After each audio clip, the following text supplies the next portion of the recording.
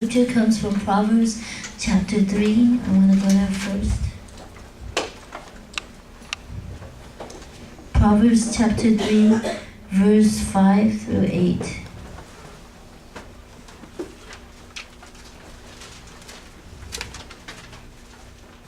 Proverbs chapter 3, verse 5 through 8. It says, "Trust in the Lord with all thine heart, and lean not unto thine own understanding. In all thy ways acknowledge him, and he shall direct thy path. Be not wise in thy own eyes. Fear the Lord, and depart from evil. It shall be health to thy navel, and marrow to thy bones." Amen? Amen. Let me read it one more time. "Trust in the Lord with all thy heart, and lean not on your own understanding. In all your ways acknowledge him, and he shall direct thy path. Be not wise in thy own eyes. Fear the Lord, and depart from evil. It shall be health to thy navel, and marrow to thy bones." I realize as I get older and older, something that I realize as I get older and older that how much alike I am with my parents. When I was growing up, you see your parents just totally not understanding you and not getting you. But as I get older and older, I realize in my thought system, I do a lot of the same things that my parents do. And because of our experiences and the way we go, we formulate the way we see things and the way we think about things. Even though sometimes it's not really that way, just because of our life experiences, we formulate our thoughts to be that way. Are you following me? Therefore, I feel as though many times as we get older, we start to rely and depend on what we think is right, rather than what God sees as right. I saw something very interesting this week as I was exercising, actually, and I was watching this new show that is developed on Fox 5. It's called The Mob. Has anyone heard about it? Actually, the thing that's going on, the craze that's going on in this young people's society right now is called a flash mob. And what they do is they put a routine or a dance on the internet, and then people learn it, and then they set a time or day. They set a time and day. So what is today? April 3rd at 3 o'clock, everybody meet in DC Mall, the mall area in DC where the museums are. So at 3 o'clock, people will come, and then a small group of people will start at the dance. The music will go. Group of people will start a dance, and then from all over the place, people will start coming in and joining the dance. And then they'll start with maybe 20 people, go to 100 people, go to 200 people, until all of a sudden, within seconds, you have 1,000 people out there doing a dance.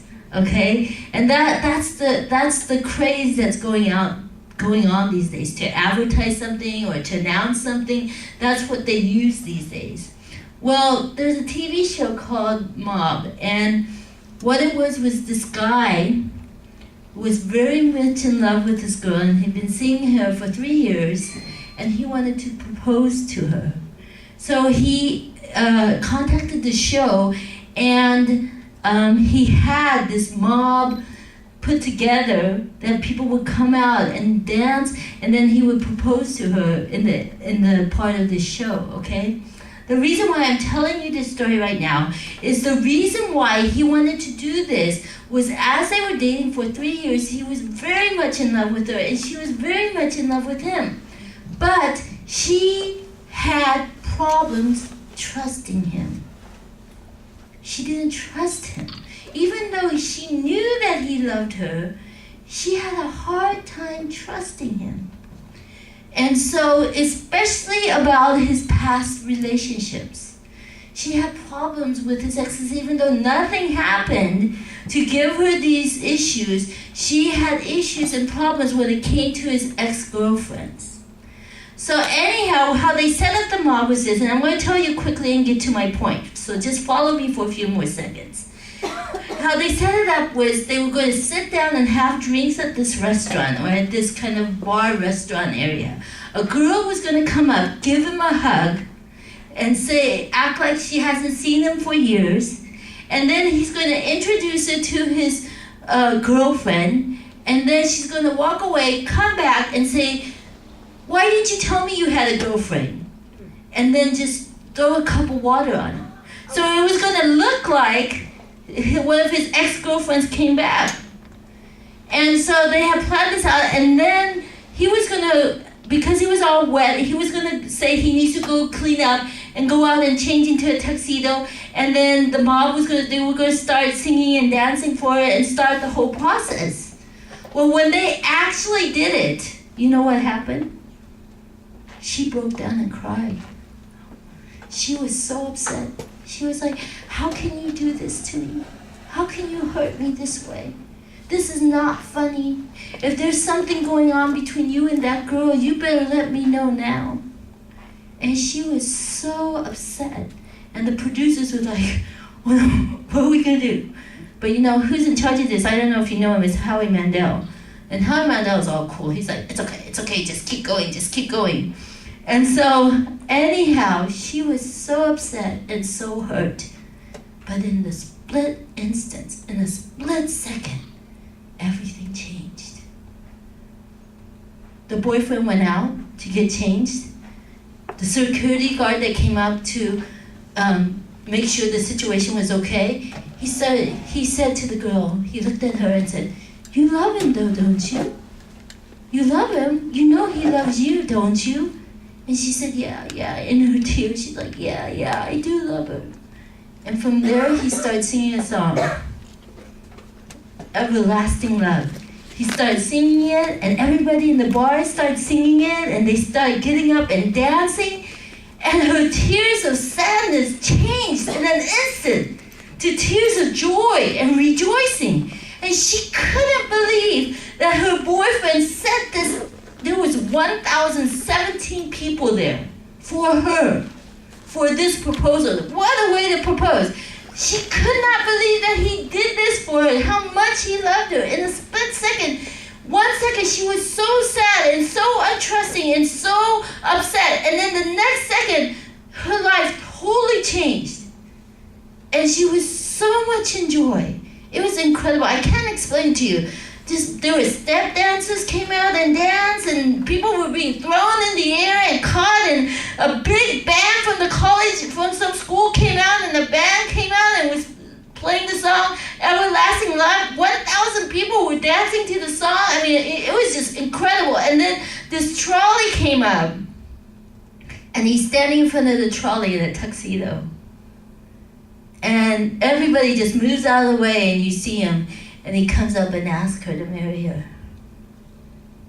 Just 10, 15 minutes ago, she thought her life was over. 15 minutes later, she's on top of the world. All this was done for her. Now, why I bring this to you in sermon today is as I was thinking about it and looking at that, and I was talking to God in my heart, man, that girl is lucky. She has so much love from this guy. I mean, I don't know, maybe 10 years from now, they might be having problems. But for now, she's such a lucky girl. And you know what God put in my heart? God said, "Mimi, I would do more than that for you. I love you so much. That's nothing. A mob of 1,000 people, I would call down a mob of thousands to show you how much I love you. In fact, I have been doing it all your life. You just don't know." Sometimes the way we say something and the way we look at our lives and the problems that we go through, our understanding is not exactly the way God sees it. And if we keep thinking about how we see it, we're going to miss out on God's love for us. It says, "Trust in the Lord with all your heart and lean not on your own understanding." You may see that your life is filled with struggles and hardships and filled with one bad thing after another. And that may be your understanding of what's going on. And to you, that may be reality.